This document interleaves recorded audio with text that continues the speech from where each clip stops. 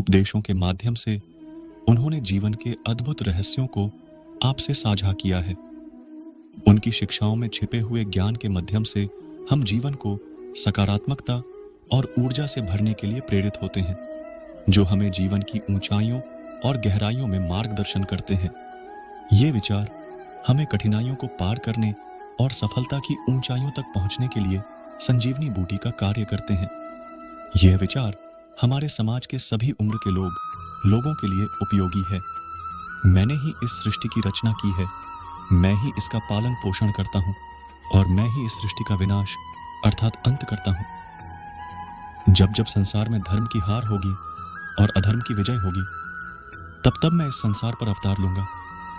धर्म कर्म से होता है, कर्म के बिना धर्म की कोई परिभाषा नहीं है। हमारी आस्था की परीक्षा तब होती है जब हम जो चाहे वो हमें न मिले और फिर भी हमारे दिल से प्रभु के लिए शुक्रिया ही निकले। लोग अक्सर सच कहने से बचते हैं या डरते हैं, पर सत्य कभी छुप नहीं सकता और न ही कभी मिट सकता है। कितना भी छुपा लो, पर सच तो उजागर हो ही जाएगा।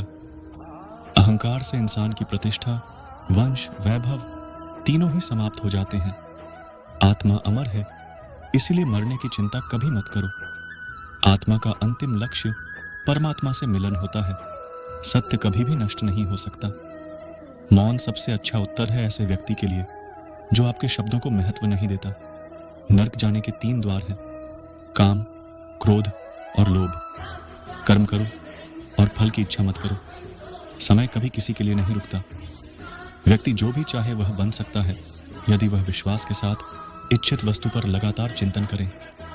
मन की हलचल, होश, सांस और भावनाओं के माध्यम से भगवान की शक्ति सदैव तुम्हारे साथ है। शांत रहने से सभी दुखों का अंत हो जाता है और शांत मन मनुष्य की बुद्धि को शीघ्र ही स्थिर करने में और परमात्मा से मिलन करने में सहायता करती है। जो बात सच पर आधारित होती है उसे कहने, करने और मानने से हमें कभी नहीं डरना चाहिए। प्रेम सदा ही माफी मांगना पसंद करता है और अहंकार सदा ही माफी सुनना पसंद करता है। एक बार किसी को माफ करके अच्छे बन जाओ, लेकिन दोबारा उसी इंसान पर कभी भरोसा करके बेवकूफ ना बनो। धर्म केवल हमें रास्ता दिखाता है, परंतु मंजिल तक तो कर्म ही पहुंचाता है। इंसान की इच्छा पूरी नहीं होती है तो उसका क्रोध बढ़ता है और उसकी इच्छा पूरी हो जाती है तो लोभ बढ़ता है। इसलिए जीवन की हर स्थिति में अपने धैर्य को बनाए रखें। जिस मनुष्य के चारों तरफ नकारात्मक ऊर्जा वाले लोग रहते हैं, उस मनुष्य का मंजिल से भटक जाना निश्चित है। आज यदि आपके दिन बुरे चल रहे हैं तो कल अवश्य ही अच्छा होगा। आप केवल निस्वार्थ भाव से अपना कर्म कीजिए। जो मार्ग ईश्वर ने आपके लिए खोला है उसे कभी भी कोई बंद नहीं कर सकता है। एक मछली मार कांटा डाले तालाब के किनारे बैठा हुआ था। काफी समय हो गया, पर फिर भी उसके कांटे में कोई मछली नहीं फंसी और न ही कोई हलचल हुई। वह सोचने लगा, कहीं ऐसा तो नहीं कि मैंने कांटा गलत जगह डाला है जहां कोई मछली ही ना हो। उसने तालाब में झांका तो देखा कि उसके कांटे के आसपास तो बहुत सी मछलियां थी। उसे बहुत आश्चर्य हुआ कि इतनी मछलियां होने के बाद भी कोई मछली फंसी क्यों नहीं। एक राहगीर ने जब यह नजारा देखा तो उसने मछली मार से कहा, लगता है भैया आप यहाँ पर मछली पकड़ने के लिए बहुत दिनों बाद आए हैं। भैया क्या आपको नहीं पता कि अब इस तालाब की मछलियां कांटे में नहीं फंसती? मछली मार ने बूढ़ी हैरानी के साथ पूछा, क्यों, ऐसा क्या है इस तालाब में? राहगीर ने जवाब दिया, कुछ दिन पहले ही इस तालाब के किनारे एक संत ठहरे थे। उन्होंने यहाँ मौन की महत्ता पर प्रवचन दिया था। उनकी वाणी इतनी प्रभावशाली थी कि जब वे प्रवचन देते थे तब इस तालाब की सारी मछलियां भी बड़े ध्यान से सुनती थी। उस राहगीर ने आगे कहा, यह उनके प्रवचन का ही असर है कि उसके बाद जब भी कोई इन्हें फंसाने के लिए कांटा डालकर बैठता है तो ये मौन धारण कर लेती है। जब मछली मुंह खोलेगी ही नहीं तो कांटे में फंसेगी कैसे?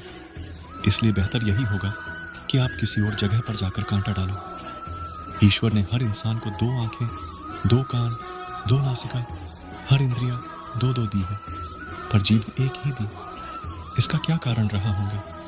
क्योंकि यह एक ही अनेकों भयंकर परिस्थितियां पैदा करने के लिए पर्याप्त है। संत ने कितनी सही बात कही कि जब खोलोगे ही नहीं तो फंसोगे कैसे? अगर इंद्रिया पर संयम करना चाहते हो तो इस जीभ पर नियंत्रण कर लो, बाकी सब इंद्रियां स्वयं नियंत्रित रहेगी। ये बात हमें भी अपने जीवन में उतार लेनी चाहिए। कई बार व्यक्ति के अनुचित या व्यर्थ बोल से बनते काम भी बिगड़ जाते हैं। जीवन भर के लिए रिश्तों में कड़ड़िटवाहट पैदा हो जाती है, उसका समाज में यश गिर जाता है। वर्तमान में देखें तो बहुत सी समस्याएं का कारण ज्यादा बोलना या अनुचित बोलना ही है। ईश्वर कहते हैं कि कम बोलो, धीरे बोलो और मीठा बोलो।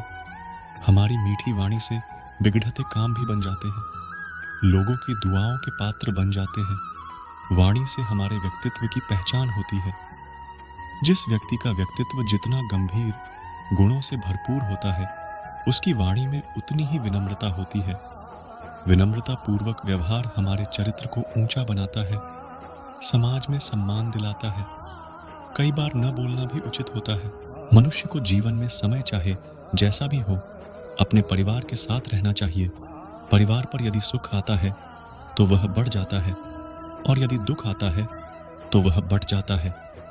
मनुष्य को अपने कर्तव्य के पथ से कभी नहीं हटना चाहिए। यह मूर्खता है, क्योंकि इससे न तो तुम्हें स्वर्ग की प्राप्ति होगी और न ही तुम्हारी कीर्ति बढ़ेगी। भगवान श्री कृष्ण कहते हैं कि सत्संग अर्थात अच्छे लोगों का साथ ईश्वर की कृपा से मिलता है, परंतु कुसंगति में पड़ना मनुष्य के अपने ही हाथों में होता है।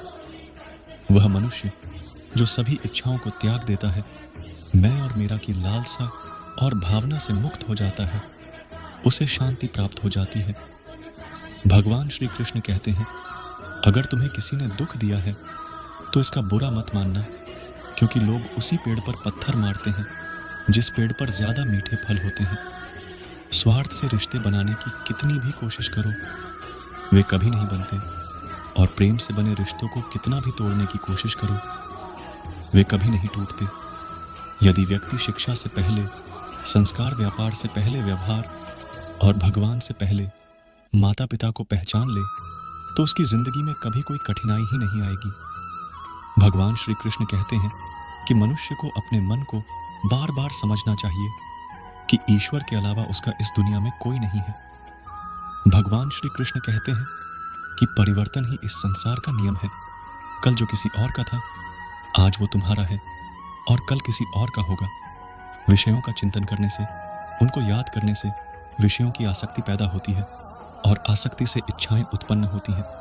इच्छा से क्रोध पैदा होता है, और क्रोध से सम्मोहन और अविवेक उत्पन्न होते हैं। जो कुछ तुम्हारे साथ हुआ है अच्छे के लिए हुआ है, और जो हो रहा है अच्छे के लिए हो रहा है। जो होगा वह भी अच्छे के लिए ही होगा। मेरे लिए ना कोई घृणित है और ना ही कोई प्रिय, ना कोई निर्धन है, ना कोई धनी। बस जो भक्ति भाव से मुझे याद करता है, मैं उनका हूं और वे मेरे हैं। आप वही बन जाते हैं जिसमें आपका विश्वास है कि आप बन सकते हैं। अगर मनुष्य अपना कल्याण करना चाहता है तो सभी तरह के उपदेशों, सभी धर्म को छोड़कर मेरी शरण में आ जाओ, मैं तुम्हें मुक्ति प्रदान करूंगा।